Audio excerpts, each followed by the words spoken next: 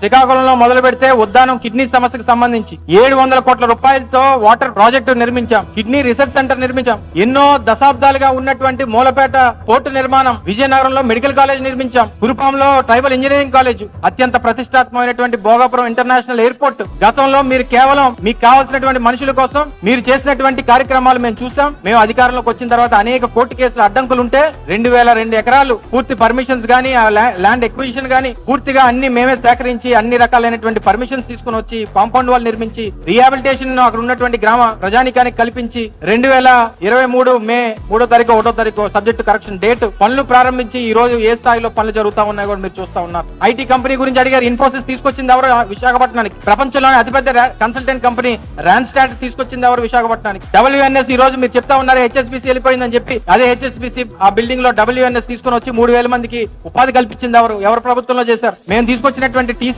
ను కూడా మీరే తీసుకొచ్చారని చెప్పుకునేటువంటి పరిస్థితికి వచ్చేస్తే ఆ TCS కూడా 10,000 మంది అన్నారు. నిన్న మాట్లాడితేనేమో 1500 2000 మంది అని అంటున్నారు. సరే చెప్పినప్పుడు మేము గతంలో కూడా చెప్పాం, ఇన్ఫోసిస్ తీసుకొచ్చినప్పుడు చెప్పాం 1000 మంది ఎంప్లాయీస్ తో ఇన్ఫోసిస్ తీసుకొస్తున్నానని చెప్పాం. 1000 మందితో సెంటర్ ఓపెన్ చేశాం.